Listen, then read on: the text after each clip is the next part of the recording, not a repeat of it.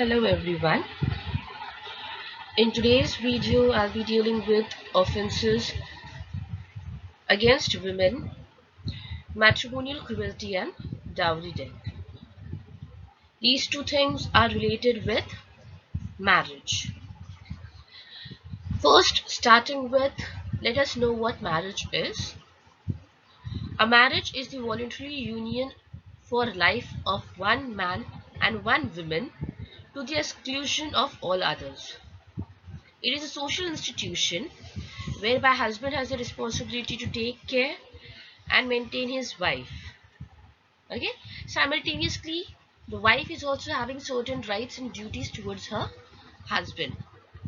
India being a patriarchal society from time immemorial, there has been certain customs that were against women, and it was accepted by the society. Simple example for that could be the dowry, the child marriages, prohibition of widow remarriage, sati, etc. Okay, and that is reason in IPC we have two sections. One is dealing with matrimonial cruelty, the other is dealing with dowry death.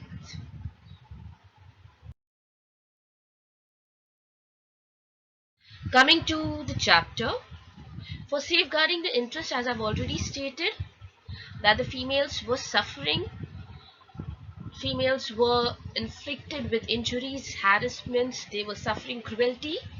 That was the reason to safeguard the interest of women against these cruelties that they were facing within the walls of matrimonial home. The Indian Penal Code was amended in 1983 and it inserted a section, that is 498A, through the chapter 20 capital A, which deals with cruelty by husband or relatives of husband, which is read as, whoever being the husband or relative of husband of a woman subjects such woman to cruelty shall be punished with imprisonment for a term which may extend to 3 years and shall also be liable to fine. Explanation: for the purpose of this section, cruelty means any unlawful, any willful conduct which is of such a nature as is likely to drive the woman to commit suicide or to cause grievous hurt, grave injury or danger to life, limb or health, whether mental or physical, of a woman, or harassment of the woman where such harassment is with a view to coercing her or any person related to her to meet any unlawful demand for any property or valuable security, or is on account of failure by her or any person related to her to meet such demand. As from this section, it is clear that we are talking about the abatement of suicide, we are talking about grave injury, we are talking about death, we are talking about cruelty, whether it being physical or mental, and in pursuance of unlawful demand for any property or valuable security.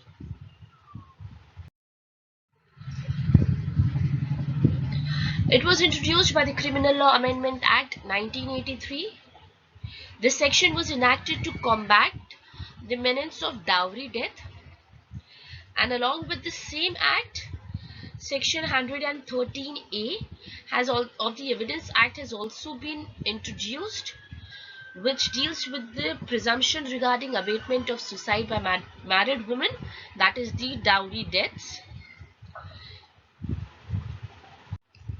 Section 113A of the Evidence Act is the presumption as to dowry death. When the question is whether a person has committed the dowry death of a woman and it is shown that soon before her death such woman has been subjected by such person to cruelty or harassment for or in connection with any demand for dowry, the court shall presume that such person has caused the dowry death. The main objective of this section, that is section 498A of IPC, is to protect the woman who is being harassed by her husband or the relatives. And the main thing of harassment is here the dowry demand, or anything that is made to her to force to commit suicide, or to take her life, to cause injury to herself, or any such kind of thing, wherein the in-laws or the husband and any of the relatives of the husband are pressurizing her to bring any property, of pressurizing anyone who is interested in her to do those things and fulfill their unlawful demand. Coming to the ingredients, for commission of an offence under section 498A, the following necessary ingredients required to be satisfied. That first, the woman must be a married woman. She must be subjected to cruelty or harassment. Such cruelty or harassment must have been shown either by the husband of the woman or any of the relatives of the husband. In the entire definition and the chapter, we are using the word husband. So let us know who is the husband. The term husband is not being defined under the IPC, but it includes the man who has entered into the marital relationship with the woman, and under the color of that proclaimed status that he is the husband of that wife, subject that female or the woman with cruelty in all the manners that has been provided under section 498A. In order to cover under section 498A of IPC, for the point of relatives, the word relative has to be defined and include all the persons who are related to that man, either by blood or by marriage or by adoption. In the case of Vijeta Gajra versus State of Delhi 2010, it has been stated that in order to be covered under section 498A, one has to be a relative of the husband either by blood or by marriage or adoption.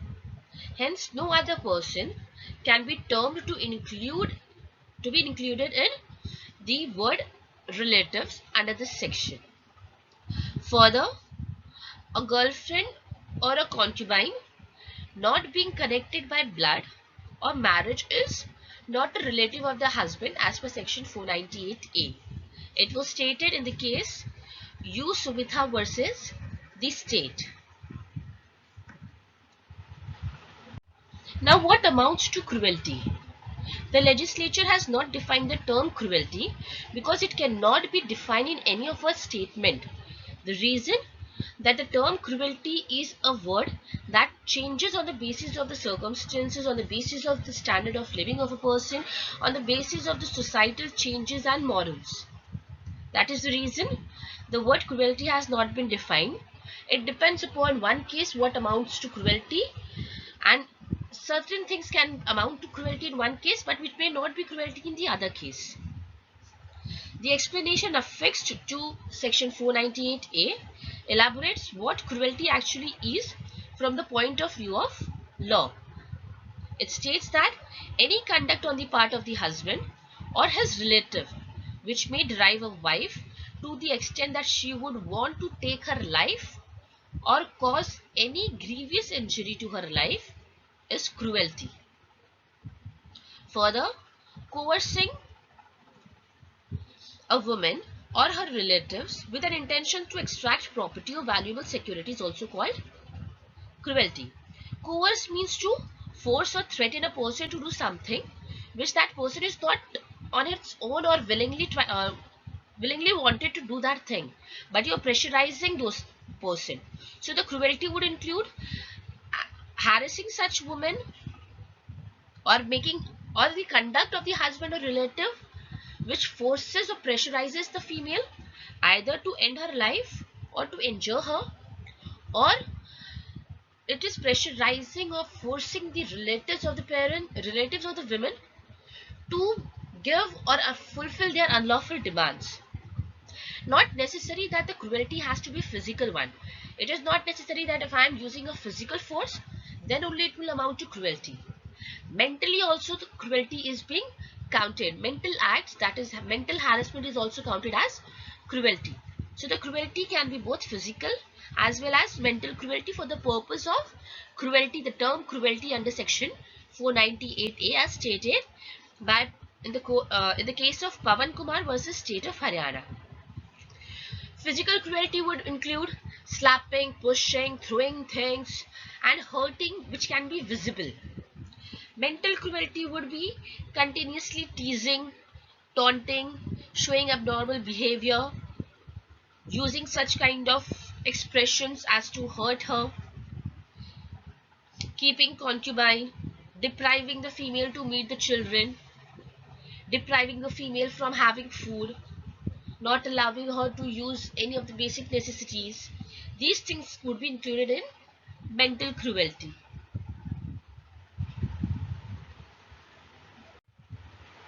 So now when I'm saying that the cruelty can be of two types, physical as well as mental. So in physical, the presence of the husband or any of the relative has to be there while they are physically causing cruelty over that woman. But when it is mentally, it is not required that the husband or the relatives of the husband has to be close to the women, to be present at the situation, present at the place where the woman is living. Because when I'm using the words taunting, when I'm using the word dowry demand, so these are verbal things. So if a person is living in her mother's house and the husband is living apart, then too there can be cruelty, which will be a mental cruelty by demanding dowry. As stated by the Rajasthan High Court in the case of Jagdish versus State of Rajasthan, that since repeated demands of dowry can lead to administering mental torture or cruelty on a woman, driving her to suffer the harassment caused to her thereafter, section 498A can still be attracted even when she is at her matrimonial house, because there is no limit for mental cruelty. It does not require the presence of that person who is inflicting cruelty on the women. As 498 is talking about a female or torture of female through which a female tries to end her life, it is important to go to the further section, that is dowry death. In 1986, a new offence known as dowry death was inserted in the Indian Penal Code by virtue of section 304B. 304B of the Indian Penal Code is more stringent than the provision of section 498A of the IPC.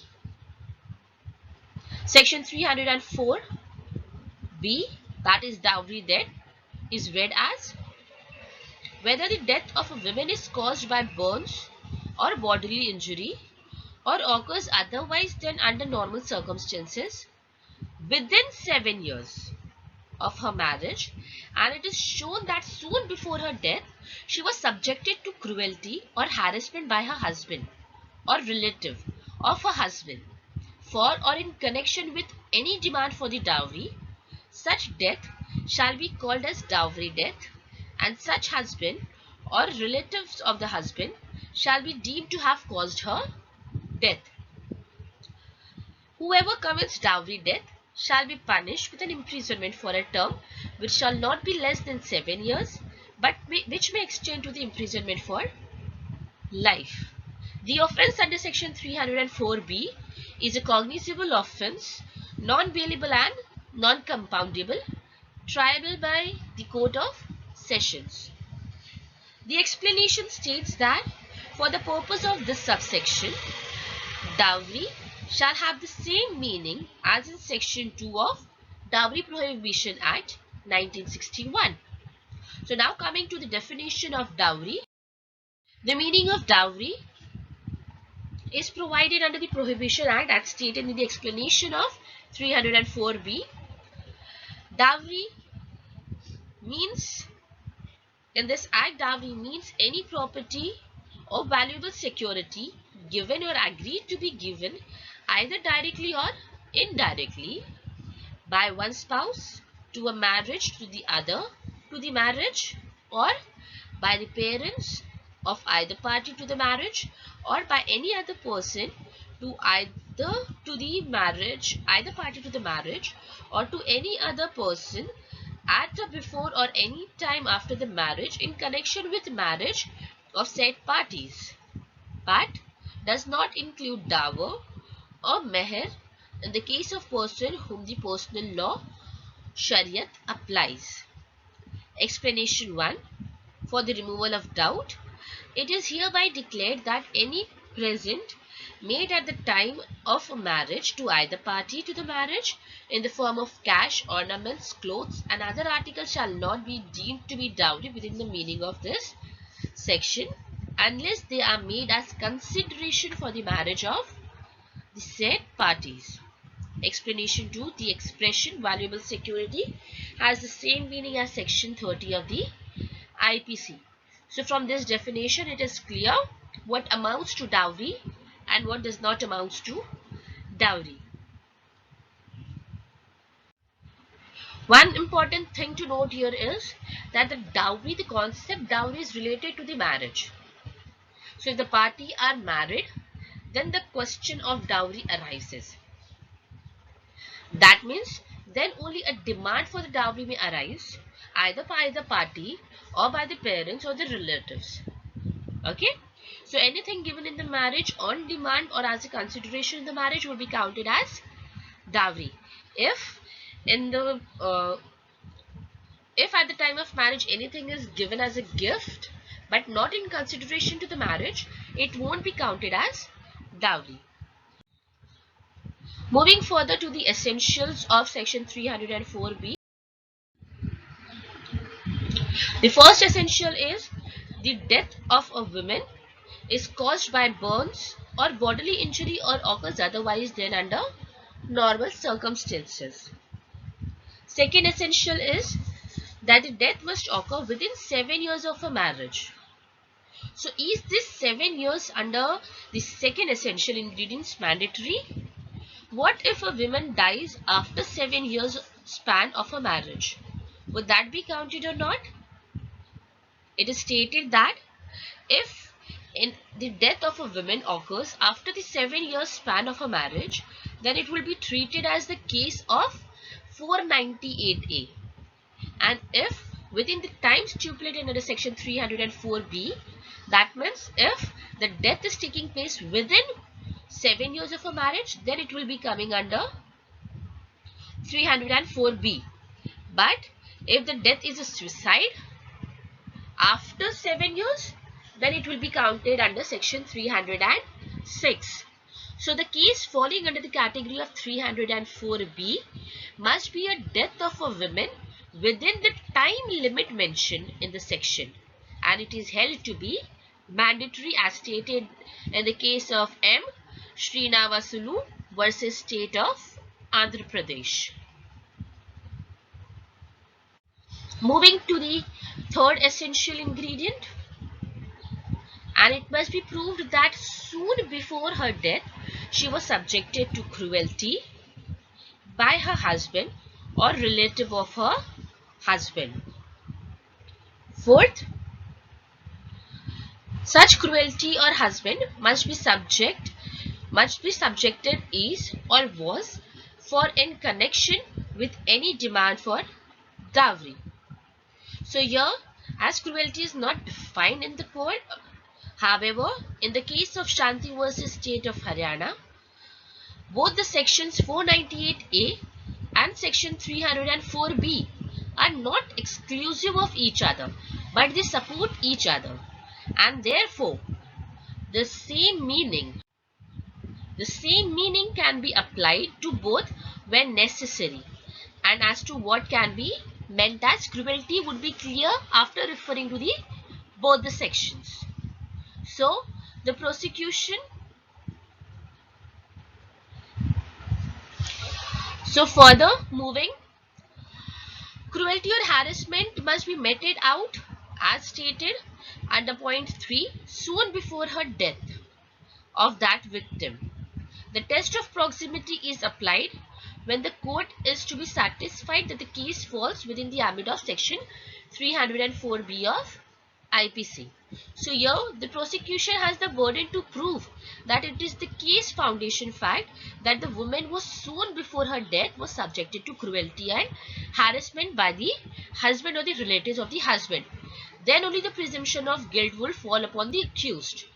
Okay, so here it is basically necessary to prove that the death was the consequence of the cruelty that was meted out on the victim on the basis of dowry demand soon before her death. So there has to be a connection between the cruelty or the harassment and the death of the victim. If there is no relation between them, then it would be coming under section 304B. A simple illustration: after the marriage, which has taken a span of 7 years, in the first year a female was suffering from mental cruelty because of her nature, disrespectful nature towards the husband of the towards the mother of the husband. After 7 years she died, burning herself. Okay, and in between them there was no complaint of cruelty from the female. Neither the family nor the neighbor, no one was aware that she was suffering from cruelty. Neither the circumstances shows that there was any demand for dowry from the husband's side. Then in that case, as there is no connection between the first incident of the cruelty and the death that has taken place after 6 years, it won't be coming under section 304B. Moving further, thus, when a wife is subjected to cruelty by a husband 2 years before her death for the want of dowry, and later there was no reported cruelty or harassment, so the court held that there was no connection falling between them, which will include the act to come under section 304B. Okay, just because the wife died under unnatural circumstances, every death cannot be counted under section 304B. The case is Rajinder Amar Singh versus State of Haryana. But if we look into the another case, wherein the wife was subjected to cruelty which led her death just 2 years before her, she was meted out with cruelty just before 2 years of her death. The court held that all those 2 years can be said to be soon before the death, as the marriage only lasted for 2 years. So in this circumstance, wherein she was suffering from cruelty and the marriage only lasted long for the 2 years period, it could be meted out, it could be a reason to conclude that the act was under section 304B.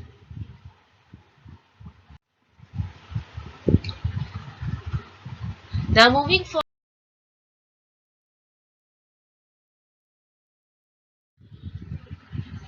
498A and 304B. 304B and 498A cannot be held to be mutually exclusive. These provisions deal with two distinct offences. It is true that the cruelty is common essential to both the sections, and that has to be proved. Explanation to section 498A gives the meaning to the word cruelty, and section 304B there is no such explanation. But having regards to the common background of these offences, one has to take the meaning of cruelty of harassment in the same as one find in the explanation of section 498A, under which cruelty by itself amounts to offence. Further, section 498A deals with the cruelty which is inflicted by the husband and his relatives upon the wife, driving her to take her life or cause grievous hurt to her life, limb, health, or threatening her life. The torture could be both mental or physical. Further, any coercive demand in relation to dowry is also cruelty under section 498A.